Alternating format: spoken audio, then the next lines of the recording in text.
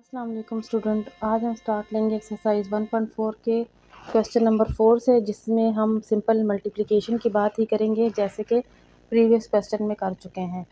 तो चलते हैं क्वेश्चन नंबर 4 की तरफ।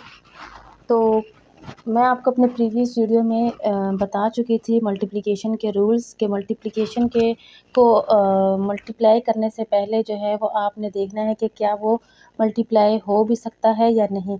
तो उसके लिए यही कंडीशन मैंने बताई थी कि आपने देखना है कि जो दो मैट्रिसेस गिवन है उसके फर्स्ट रो और फर्स्ट कॉलम, जो सेकंड मैट्रिक्स है उसके फर्स्ट कॉलम, फर्स्ट मैट्रिक्स के फर्स्ट रो और सेकंड मैट्रिक्स के फर्स्ट कॉलम को देखना है कि उनके जो एंट्रीज दी हुई हैं वो सेम नंबर हैं। मतलब कि यहाँ पर रो में आपके पास 2 नंबर है तो कॉलम में भी 2 नंबर होने चाहिए, तो फिर जो है वो मल्टीप्लाई हो सकता है। तो अब इसमें आप देख सकते हैं कि इसके फर्स्ट रो और फर्स्ट कॉलम में सेम नंबर है, मींस कि यहाँ पर भी 2 नंबर गिवन है, यहाँ पर भी 2 नंबर गिवन है, तो इसका मतलब है ये मल्टीप्लाई हो सकता है। तो अब इसको हम मल्टीप्लाई करते हैं। मल्टीप्लाई का वही रूल है कि आपने फर्स्ट रो को फर्स्ट कॉलम से मल्टीप्लाई करना है, like this 8 multiply 2 plus 5 multiply -4। इसी तरह 6 को मल्टीप्लाई करोगे, ये सेकंड रो को आप मल्टीप्लाई करोगे फर्स्ट कॉलम से।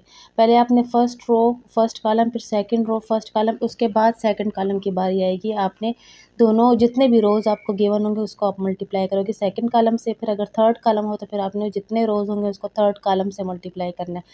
अच्छा, तो अब सेकंड रो की बारी है फर्स्ट कॉलम से, तो उसको आप इस तरह लिखोगे +4 मल्टीप्लाई -4।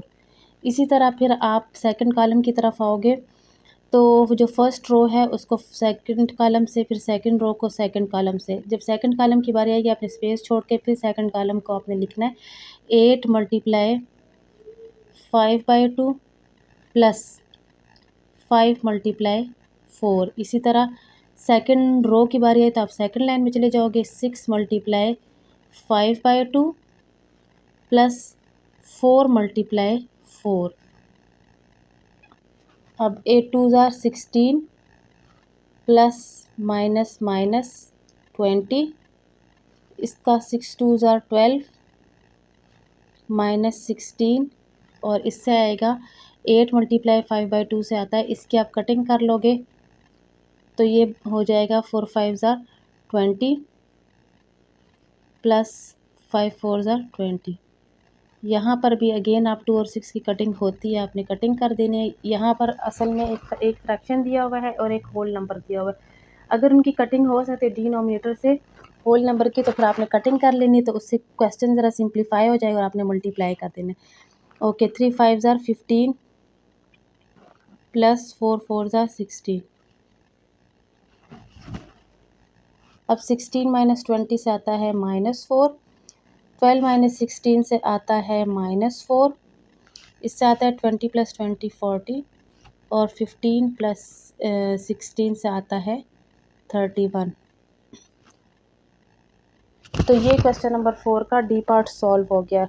सिंपल इसमें मल्टीप्लिकेशन करनी है और मल्टीप्लिकेशन के रूल्स आपने याद करने हैं कि किस तरीके से आपने मल्टीप्लाई करना है। पहले फर्स्ट रो की बारी आएगी फर्स्ट कॉलम के साथ, फिर सेकंड रो की बारी आएगी फर्स्ट कॉलम के साथ। उसके बाद जब सेकंड कॉलम की बारी आएगी तो फिर आपने जितने रोज़ फर्स्ट मैट्रिक्स में गिवन होंगे उनको 1 बाय 1 जो है वो सेकंड कॉलम से मल्टीप्लाई कर लेना है। फिर अगर थर्ड कॉलम भी होगा क्वेश्चन में तो आपने जितने रोज़ फर्स्ट मैट्रिक्स में गिवन होंगे उसको 1 बाय 1 थर्ड कॉलम से, इसी तरह आप 4 5 जितने भी कॉलम दिए होंगे आप इसी तरह मल्टीप्लाई करते जाओगे।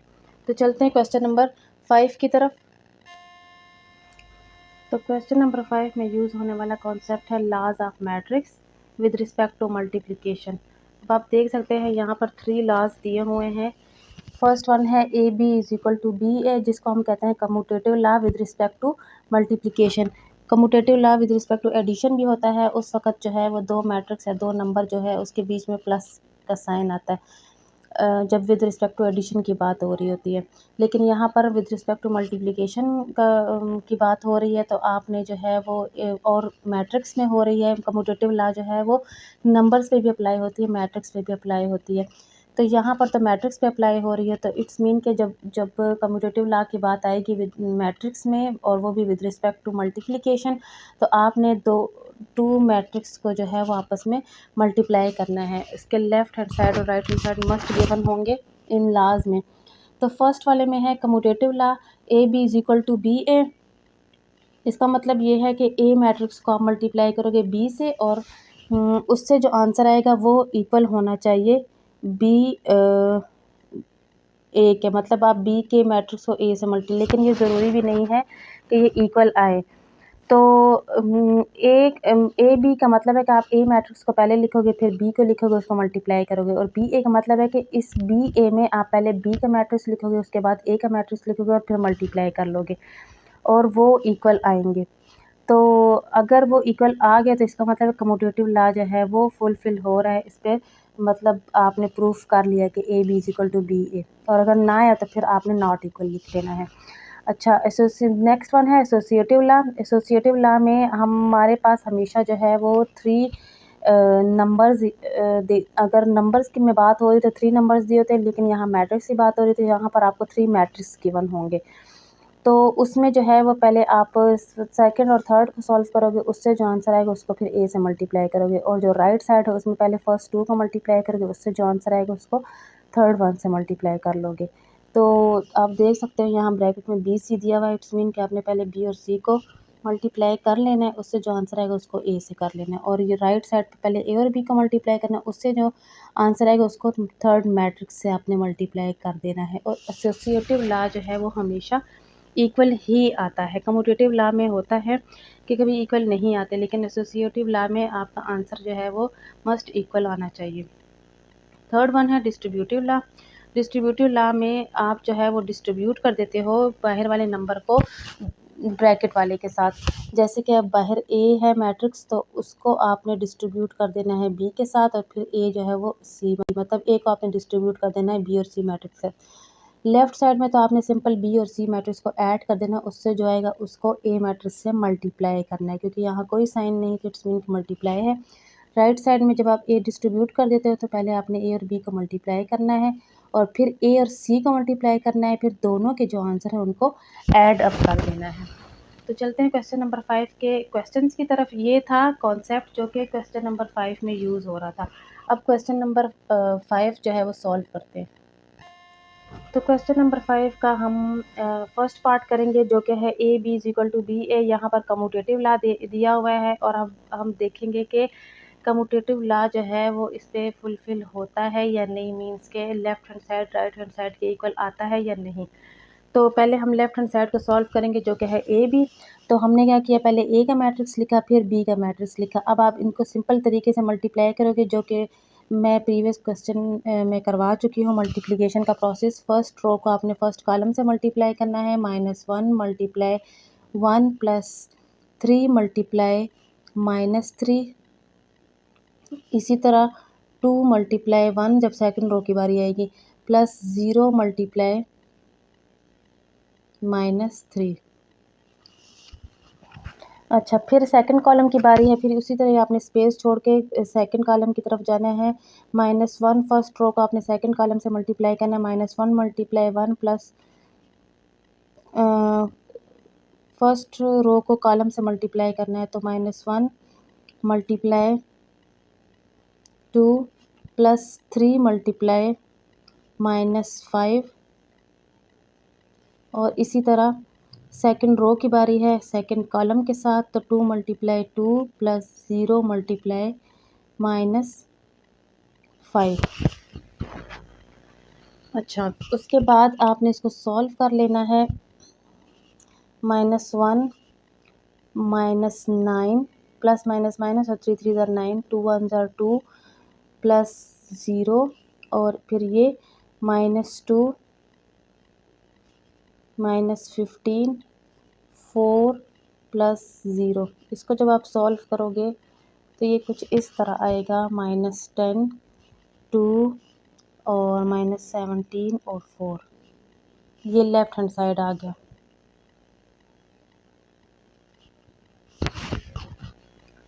इसी तरह अब आप जो है वो राइट हैंड साइड सॉल्व करोगे। तो राइट हैंड साइड हमें दिया हुआ है बी ए। तो बी ए में हम पहले बी का मैट्रिक्स लिखेंगे, फिर ए का मैट्रिक्स लिखेंगे। ए बी हमने पहले ए का लिखा था फिर बी का, लेकिन यहाँ पर बी ए है तो इसलिए हम पहले बी का मैट्रिक्स लिखेंगे फिर ए का मैट्रिक्स लिखेंगे। अब इनको मल्टीप्लाई करेंगे उसी तरह ही 1 multiply -1 first column, +2 multiply 2, -3 multiply -1, -5 multiply 2। इसी तरह अब सेकंड कॉलम की बारी है।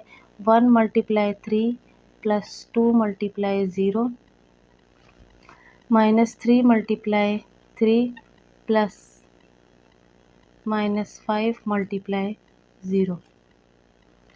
अब इनको मल्टीप्लाई करेंगे तो ये आएगा -1 +4 +3, 3 1 ज़ा 3 और माइनस माइनस प्लस। अच्छा -10 ये हो जाएगा 3 + 0 -9 और 0। इससे आंसर आता है 3 -7 और -9। तो अब आप देख सकते हैं कि हमें ए बी हमारे पास ये आया था और बी ए हमारे पास ये आया है, जो कि टोटली इससे डिफरेंट है। तो इसका मतलब ये हुआ कि यहाँ पर कम्यूटेटिव लॉ फुलफ़िल नहीं हो रहा। ए बी जो है वो नॉट इक्वल है बी ए के। और आपको मैं पहले बता चुकी हूँ कि कम्यूटेटिव लॉ जो है वो इक्वल नहीं आता, वो फुलफ़िल नहीं करता। जबकि एसोसिएटिव लॉ और डिस्ट्रीब्यूटिव लॉ जो है वो फुलफ़िल होता है, उसकी मल्टीप्लिकेशन से left hand side and right hand side equal आते हैं।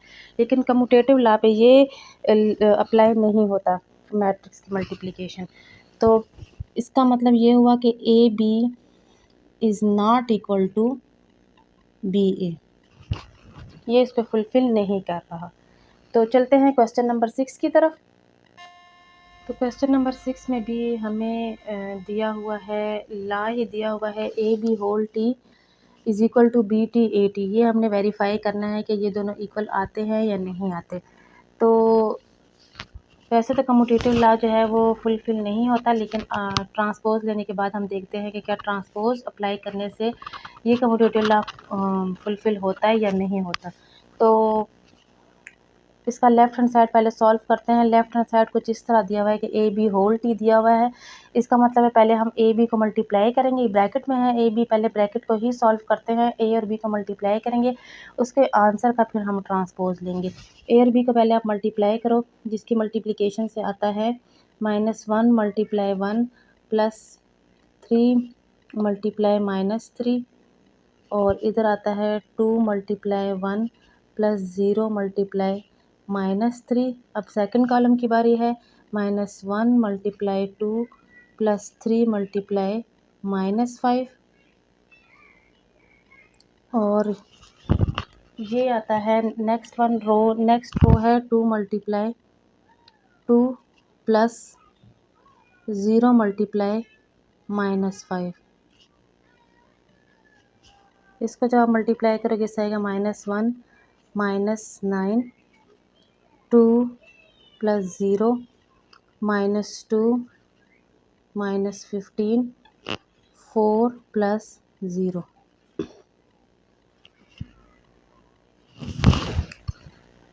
उसके बाद जब इसको ऐड और सब्ट्रैक्ट करते हैं तो ये आता है -10 -17 2 और 4।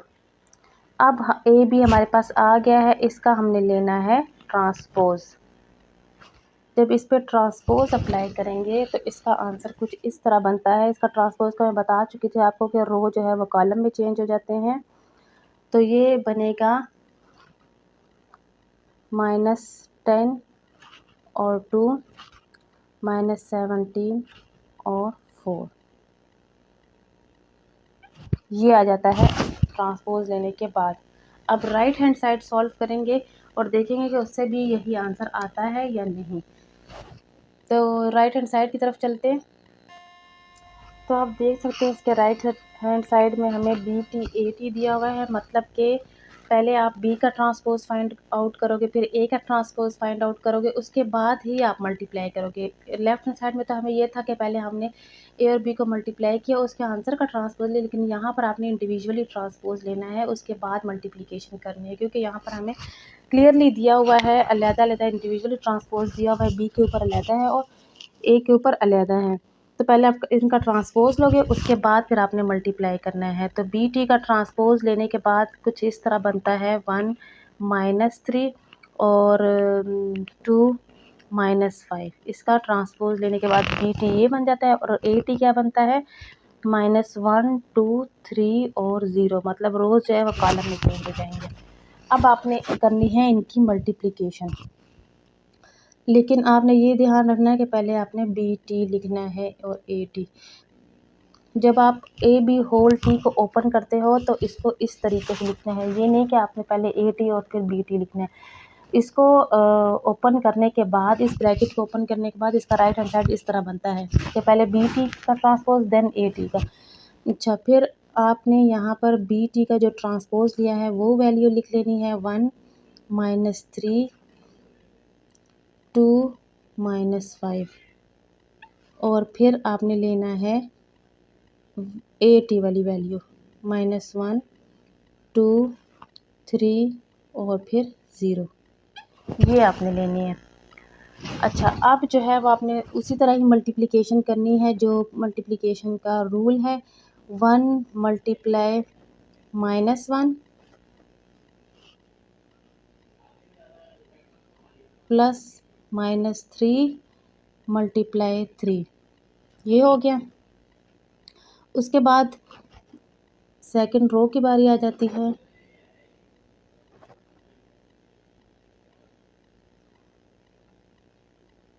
+-5 × 3, ये फर्स्ट कॉलम की बात हो गई। अब जो है वो सेकंड कॉलम की बारी है। 1 × 2 +-3 × 0। अच्छा, फिर है 2 × 2 +-5 × 0। ओके, इसको मल्टीप्लाई करने के बाद आता है -1 -9 -2 -15 5 3 ज़र 15 और प्लस माइनस माइनस। अच्छा, यहाँ पर आता है 2 + 0 और फिर आता है 4 + 0। जब आप इनको सॉल्व करते हो तो ये बनता है -10 -17 2 और 4, ये राइट हैंड साइड आ गया आपके पास। अब आपने मैच करना है कि क्या ये लेफ़्ट हैंड साइड से मैच करता है या नहीं। तो लेफ़्ट हैंड साइड हमारे पास ये आया था -10 2 -17 और 4, -10 2 -17 और 4। तो ये बिल्कुल जो है वो एग्जैक्ट उसी की तरह ही आ रहा है। तो इसका मतलब ये हुआ कि ये ला जो है वो वेरीफाई हो गया है, left hand side right hand side के इक्वल आ गया है और ये मतलब फुलफ़िल होता है, A B whole T is equal to B T whole T के इक्वल है। तो आपने लिखना है कि left hand side is equal to right hand side, ये प्रूफ हो गया और इनके आंसर बिल्कुल इक्वल आ गए। यहाँ पर जो है वो कम्यूटेटिव ला भी ट्रांसपोज लेने के बाद इक्वल आता है, वैसे कम्यूटेटिव ला जो है वो इक्वल नहीं आता। तो यहीं पर ही हमारा लेक्चर एंड हो जाता है और एक्सरसाइज भी कंप्लीट हो गई, एक्सरसाइज 1.4। तो इंशाल्लाह एक्सरसाइज 1.5 हम अपनी न्यू वीडियो में सॉल्व करेंगे। तब तक के लिए अल्लाह हाफिज़।